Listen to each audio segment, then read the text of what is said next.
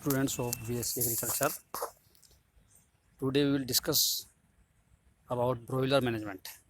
Broiler वो चूजे या मुर्गी होती है जिसमें मेल फीमेल दोनों शामिल किए जाते हैं, मीट पर्पज़ से जिनको पालते हैं, यानी वाइट मीट, पोल्ट्री मीट को वाइट मीट कहते हैं।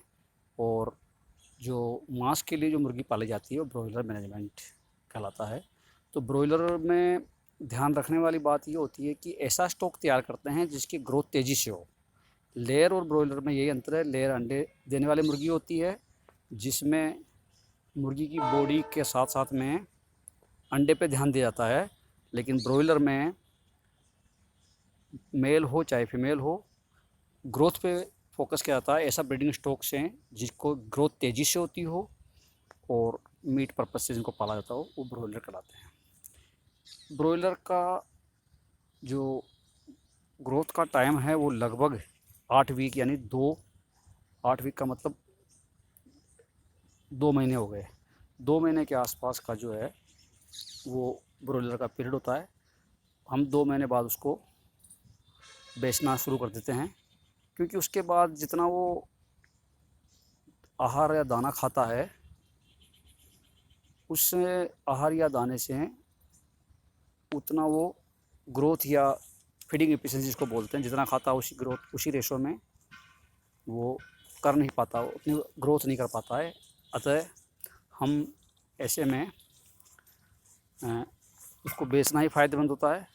अगर बेचेंगे नहीं तो उन नुकसान में हम रहेंगे, ये देखा जाता है। और उसका एवरेज बॉडी वेट उस समय 1.5 से 2 kg के आसपास होता है, जैसा आप PDF में नोट कर लेंगे। ये उसका कहलाता है कि कितने समय में ब्रॉयलर तैयार हो गया या ब्रॉयलर का क्या लगभग उम्र होती है। सबसे पहले ब्रॉयलर में हाउसिंग सिस्टम पे हम ध्यान देंगे। हाउसिंग सिस्टम में ब्रॉयलर का डीप लिटर सिस्टम में ज़्यादा ठीक रहता है। कई बार केज सिस्टम में भी रखते हैं, लेकिन डीप लिटर सिस्टम ही ज़्यादा प्रेफरेबल है। जो ही स्टॉक आता है, डे ओल्ड चिक्स को हम सबसे पहले ब्रूडर हाउस में रखने के साथ बाद में उसको हम ट्रांसफ़र कर देते हैं ब्रॉयलर हाउस में। जब 95 डिग्री फ़ारेनहाइट पे जब हम शुरू में रखते हैं और उसके बाद में टेम्परेचर घटाते जाते हैं, तो 95 से घटता हुआ 90 या 85 के बीच जब टेम्परेचर पहुंच जाता है तो हाउस में रख देते हैं।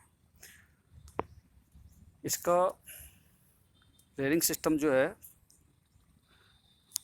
ऑल आउट सिस्टम है। इसमें ग्रोथ तेज़ी से होती है। इसमें क्या देखते हैं हम कि वहाँ पर इस तरह से सिस्टम में हम रखते हैं कि हमारा सप्लाई, जैसे किसी में होटल में सप्लाई होना हो या मार्केट में सप्लाई होना हो, तो एक स्टॉक तैयार हो जाए तो उससे अगले वीक में दूसरा स्टॉक अपन ले लेते हैं। और मल्टी बैच सिस्टम में वही होता है कि क्रम से चला जाता है। पहले एक हफ्ते के लिए किया, फिर दूसरे हफ्ते के लिए, इस तरह का रूटीन हम बनाते हैं। 5-6 बैच हम तैयार करते हैं, जैसे इसमें आपको PDF में दे रखा है। फ्लोर स्पेस जो है वो सफिशेंट होनी चाहिए, इस बात का हम ध्यान रखते हैं। फ्लोर स्पेस पूरी की पूरी हो। जो ये आपको दे रखा है कि 18 डेज़ तक जो फ्लोर स्पेस है वो जैसे इसमें दे रखा है 0.5 स्क्वायर फीट, और उसमें फीडर जो है 3 सेंटीमीटर और वाटर 1.5 सेंटीमीटर का रखते हैं। और इसमें 19 हफ्ते से 42 हफ्ते के बाद में जो है संख्या बढ़ा देते हैं चूज़ों की, और वो तकरीबन 1.1 स्क्वायर फीट, रफली 1 स्क्वायर फीट के आसपास रखते हैं। यानी शुरू में 18 दिन के आसपास आधा स्क्वायर फीट, जिसमें 500 के आसपास चूजे रखते हैं, और फिर जितने भी चूजे आपकी आवश्यकता अनुसार रख सकते हैं। और इसकी तरह से फीडर की साइज़ 6 से 7 सेंटीमीटर, पानी की साइज़ 3 सेंटीमीटर प्रति चिक्स के हिसाब से हम ब्रॉयलर को रखते हैं। आजकल केज सिस्टम में भी ब्रॉयलर को पाला जाता है। तो केज सिस्टम में जब ब्रॉयलर को फ़ायदे क्या होते हैं कि उसमें तेज़ी से बढ़ता है, क्योंकि मूवमेंट नहीं करता तो तेज़ी से बढ़ेगा। बर्ड्स को मार्क कर सकते हैं इजीली, लीटर का कोई ख़र्चा नहीं होता। एक बार बन गया केज, उसके बाद आपको ज़्यादा कुछ एक्सपेंडिचर नहीं करना है। और आपस में एक दूसरे के चूजे वो टच में नहीं आती है बर्ड्स, तो ऐसे में कोक्सीडियोसिस नहीं फैलती है, कैनाबोलिज्म नहीं होता, वेंट पिंग भी नहीं होती है, साफ सफाई ईजी रहती है। लेकिन जो कारकस उतना अच्छा क्वालिटी का नहीं होता इसमें, ये इसका डिसएडवांटेज है। और दूसरी प्रॉब्लम क्या है, इसकी विंग्स बोन है वो जो है ब्रिटल हो जाती है। ब्रिटल मतलब कठोर हो जाती है।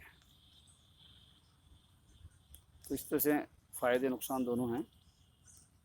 फीडिंग की जहाँ तक बात करते हैं, इसको शुरू से 2 हफ्ते तक यानी 15 दिन तक प्री स्टार्टर देते हैं। 3 से 4 वीक तक ब्रॉयलर स्टार्टर दिया जाता है। 5 से 6 वीक तक ब्रॉयलर फिनिश दिया जाता है, जिसमें 21% के आसपास क्रूड प्रोटीन होता है। लाइट जो है जहाँ तक हो सके 24 आवर्स लाइटिंग, 23 से 24 घंटे की लाइटिंग होना चाहिए। वैक्सीनेशन शेड्यूल आपको मैक्स डिजीज़ का शुरू में लगाना है। 7वें दिन पे RDF1, 14 दिन पे IBD और 21 डेज पे RDV लासोटा वैक्सीन जो है, जो आपने पहले लगाया उसको रिपीट करना है पानी के साथ। 28 दिन पे IBD वापस करना है। और ज़्यादा अच्छा, वैसे तो मेल फीमेल दोनों एक साथ ही हम सेल करते हैं, लेकिन सेक्स डिटर्मिनेशन हो जाए तो ज़्यादा अच्छा है। वो जेनेटिक भी किया जा सकता है, आजकल मशीन आती है, जापानी मशीन से अपन कर सकते हैं। तो वो वेंट सेक्शन जिसको कहते हैं, उससे हम फ़ायदा मिलता है। इससे यूनिफॉर्मिटी रहती है, मार्केट में सेल करने में भी ईजी रहता है। आप रेट डिसाइड कर सकते हैं मेल फीमेल की। इफिशिएंसी जो है, फीड इफिशिएंसी, जिसमें कितना उसने आहार खाया उसके बदले में कितना उसका वज़न बढ़ा, तो ये 6 वीक तो 1.8 के आसपास होती है। इस तरह से आप कुछ इम्पोर्टेंट चीज़ें हैं जिसकी मैंने आपको बताया। और जब उनको सेल करना होता है तो डायरेक्ट सेल करते हैं, लाइव ही बेचा जाता है ज़्यादातर। और कई बार डिमांड होती है कि ड्रेसिंग हो, तो ड्रेसिंग केस में वो तो वैक्सिंग करके या फिर फिजर अलग करके हम बेच सकते हैं। तो ये थोड़ा सा ब्रीफ में हुआ ब्रोइलर के बारे में। Thank you very much.